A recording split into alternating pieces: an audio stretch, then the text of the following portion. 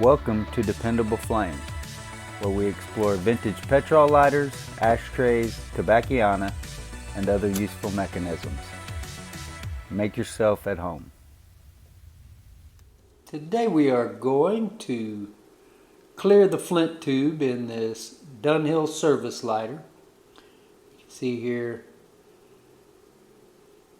with the space between the file wheel and what should be the end of the flint spring. You have an open space there. They are not meeting. So we will remove our flint spring screw, also the flint spring, and we will slide a 3/32 drill bit down into the tube.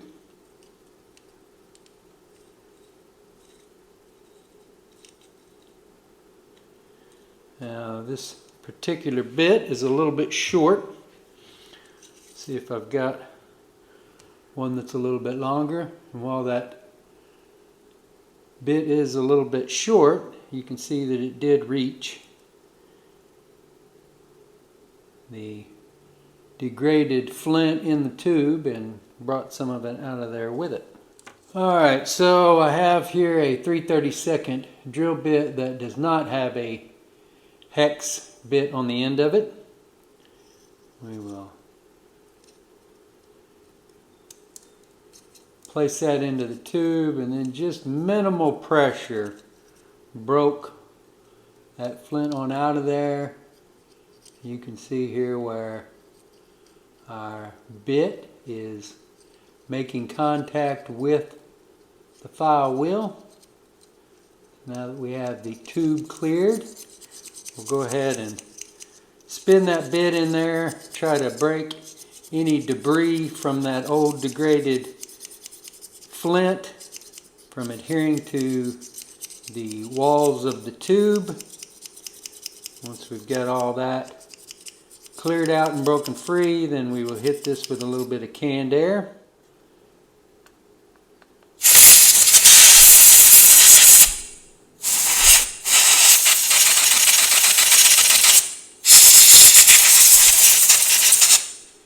Now that we have our tube cleared,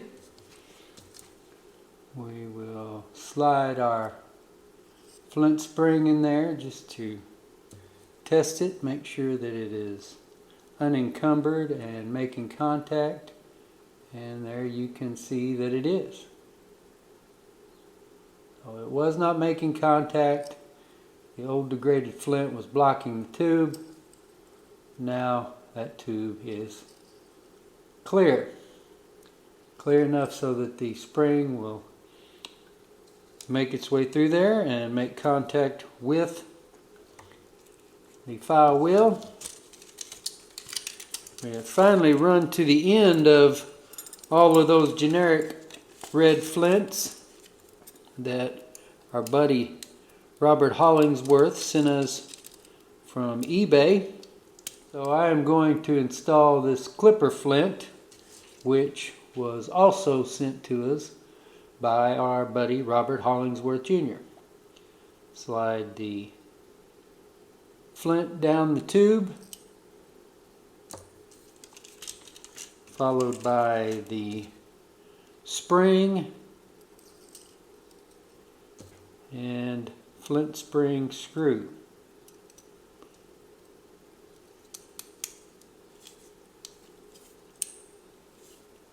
Get that started. Before we get it all tightened down, maybe we got it a little bit too tight.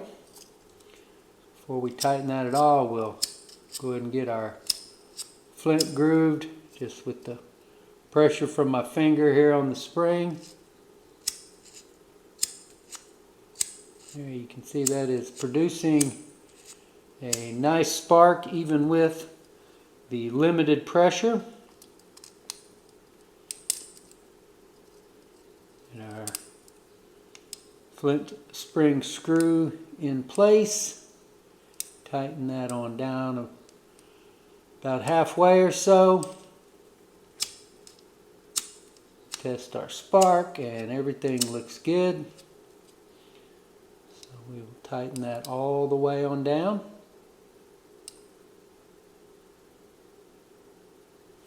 You can see that there are plenty of blemishes to this lighter. It is losing its paint. We will remove the fuel cap.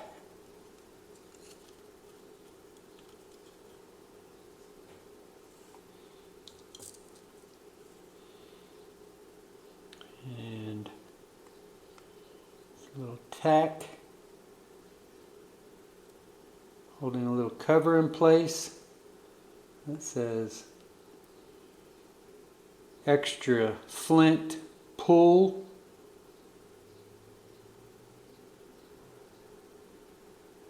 And you can see that we have degraded flint, not turned to concrete, but turned to dust. Go ahead and blow this off.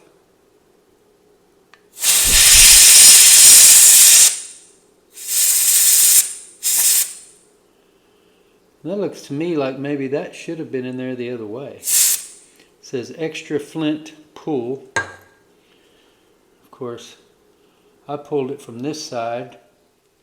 It looks like it may be meant to be pulled from that side. I've owned several of these before and I don't remember any of them ever having that little cap inside the cap. I'm going to set this here just to turn this over and see what will shake out of it. And very good. Looks like mostly all of it shook out. And you can see that what we are left with there is a wick. So we've got most of that just shaking out there. Get the rest of it blown off here. And really, some pretty nasty stuff. I've got dust all over the set here. I'm going to take this wick and blow it out over here to the side. And I will clean the rest of this cap out after I blow it out. So there's the wick. That is as clean as I can get that. It looks pretty clean. I wouldn't have any problem using that if I needed to re-wick it. Now we'll give our cap another little hit of air.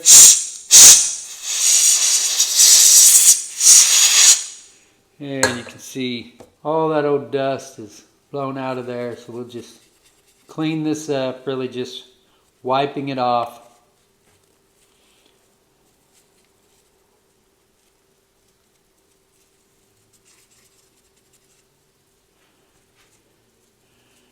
So now we will replace the wick back into that fuel cap, coiled up in there, out of the way, just as it was when we found it.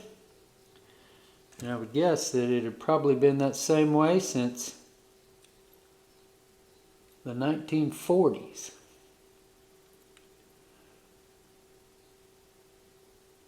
I'm going to put that back in there that direction.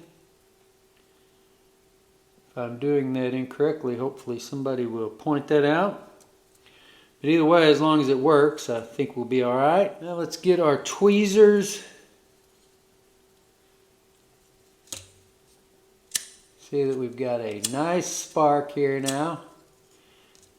Use these tweezers to sort of pull our wick up and shape it as best we can. Definitely frayed and a little ragtag looking, but we'll just see how well it performs. with that wick in that condition.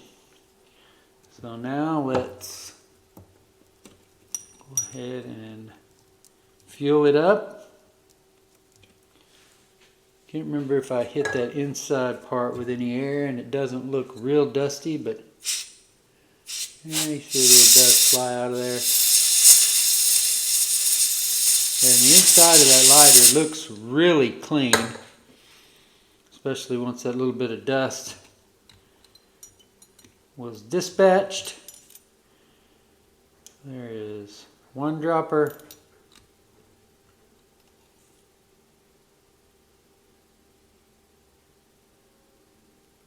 Two droppers.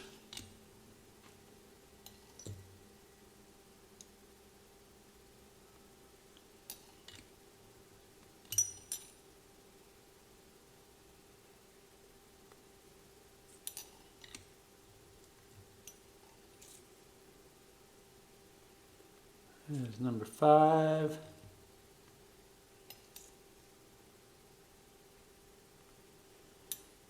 Still looks like it is drinking it up, so we'll add number 7.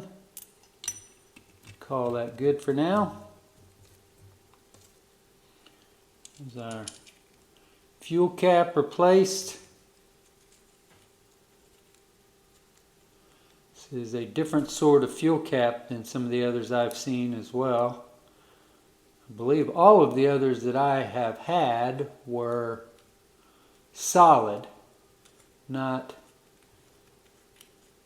sort of hollow shells like this one was. More machined out of a piece of aluminum, if I remember correctly. But that is just me trying to remember as I work on this lighter. I think this is at least the 5th or so of these that I've had. It's way more than that because I bought a box of 6 of them, or a box that still had 6 of them in it a little over a year ago. So there were 6. I probably owned about a dozen or so of these, I'm guessing. 10 to 12. Rudimentary style of lighter, but very functional. Even with that old wick that is frayed and leaning in every direction, still fired right up. So we may have to see, we may have to pull this wick up and trim it. Something that I don't normally do anymore with these old wicks that may have asbestos in them, but may have to take some precautions, or maybe we'll just pull that wick out of there and turn it around the other way. We shall see, but I believe that this is an all original 1940s Dunhill service lighter that we have refueled, cleared the flint tube on, installed a new flint, got it sparking, and voila, fires right up. Until next time.